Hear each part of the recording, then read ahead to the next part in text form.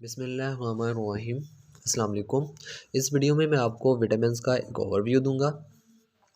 आपको बताता चलूँ, जो विटामिन्स है ये बायोकेम का मेजर टॉपिक है। इसमें से 2 एससीक्यू आते हैं और 7 एमसीक्यूज आते हैं, तो मतलब टोटल 17 मार्क्स का इसमें से पेपर बनता है। और वाइवा में भी जो मेजर टॉपिक है जिसमें से क्वेश्चन होते हैं वो विटामिन्स ही।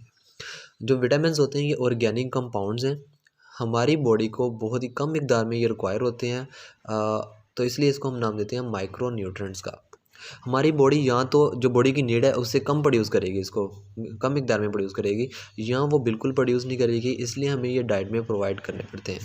अब जो विटामिन्स होते हैं वो 2 तरह के हैं, water soluble vitamins and fat soluble vitamins. Fat soluble vitamins आगे फर्दर 4 टाइप्स के होते हैं: vitamin A, vitamin D, vitamin के एंड विटामिन ई।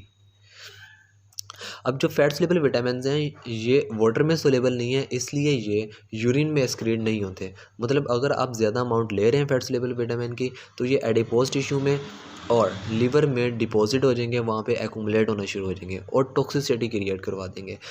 तो जब भी टॉक्सिसिटी होगी इन चारों विटामिन्स की तो डिफरेंट डिजीज़ होंगी, और अगर आप कम मिकदार में ले रहे हैं तो इनकी डेफिशिएंसी हो जाएगी और डेफिशिएंसी से भी डिजीज़ होंगी।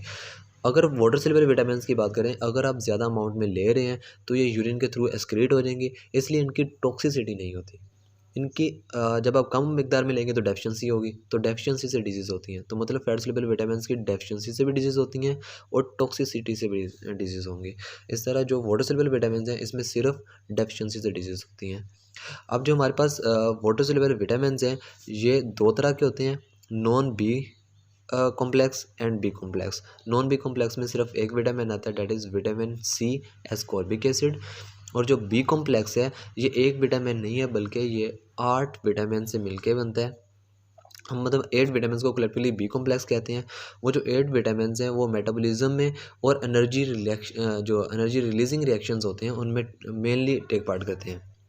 जो बी कॉम्प्लेक्स है हम इसे इसमें आते हैं, इसको हम बी से रिप्रेजेंट करेंगे ना, तो ये इसमें आते हैं B1, B2, B3 and B5, B6, B7, B9 and B12।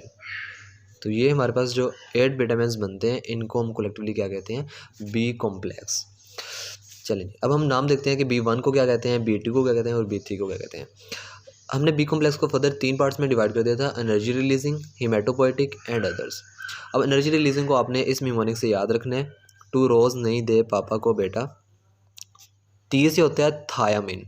अब देखिए टी फर्स्ट पे आ रहा है तो आपने कहना है B1, तो B1 जो होता है वो थायामिन होता है।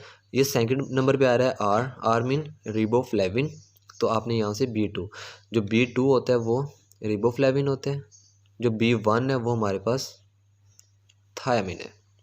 थर्ड नंबर पे देखें एन आ रहा है, एन मतलब नियासिन, तो ये क्या होगा, B3 होगा। आगे फर्दर आ रहा है हमारे पास पी, तो पी से होता है पेंटोथेनिक एसिड और पी से ही पेंटा होता है, तो मतलब पेंटोथेनिक एसिड क्या होता है, B5 होता है। नेक्स्ट पे हमारे पास आ गया बी, बी से होता है बायोटिन और बायोटिन जो होता है वो B7 होता है। अब जो ये तीनों विटामिन हैं इनको हम कलेक्टिवली नाम देते हैं B6। तो B6 में 3 विटामिन आ रहे हैं, पायरिडॉक्सिन, पायरिडॉक्सल एंड पायरिडॉक्सामाइन, ये 3 विटामिन आते हैं। उसके बाद हिमेटोपोइटिक विटामिन्स। हिमेटोपोइटिक विटामिन्स ऐसे होते हैं जो रेड ब्लड सेल्स बनाने में काम आते हैं, उनके मेटाबॉलिज्म में इन्वॉल्व होते हैं। फॉलिक एसिड आता है एंड कोबैलामिन आता है। जो फॉलिक एसिड है इसको हम नाम देते हैं B9 का, ये B9 होता है, और जो कोबैलामिन होता है ये B12 होता है। तो ये हमारे पास है विटामिन्स का एक छोटा सा ओवरव्यू।